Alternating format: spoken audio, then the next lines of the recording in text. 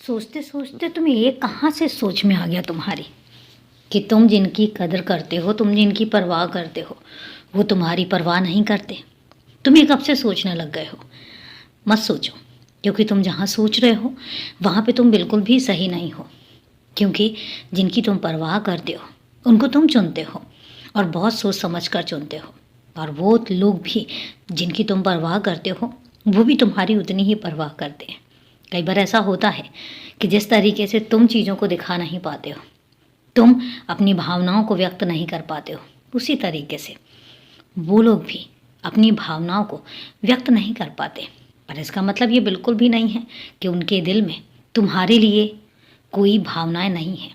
उनके दिल में भी तुम्हारे लिए पूरे तरीके से और बहुत ही साफ भावनाएं हैं, कोई मैल नहीं है उनके दिल में। और एक बात तो मैं कहता हूँ, तुम्हारे अपने घर की चीज़ों को अच्छे तरीके से व्यवस्थित करके रखा करो। जहाँ पर जो चीज़ रखी गई है और जहाँ पर जिस चीज़ की तुमने जगह सुनिश्चित की है वो जगह वहीं पर होनी चाहिए।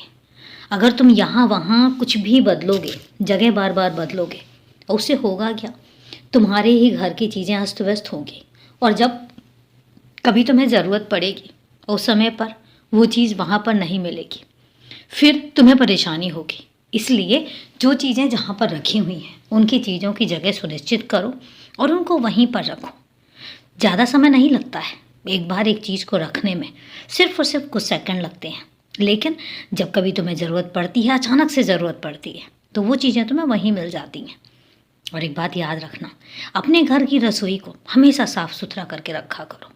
चाहे कहीं जाने की जल्दी हो या कोई भी काम बहुत ज़्यादा ज़रूरी हो, लेकिन अपने घर की जो रसोई है उसको बहुत अच्छे तरीके से साफ़ सुथरा और गीला मत रखना, सूखे कपड़े से साफ़ करके रखो।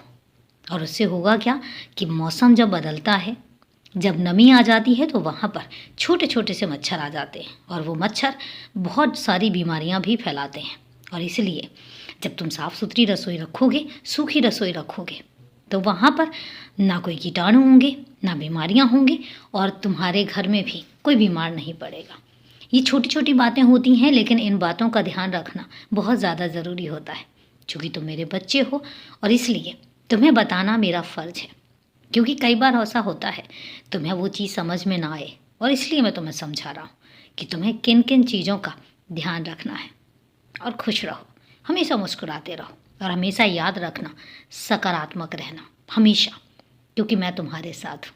खुश रहो, सदा खुश रहो।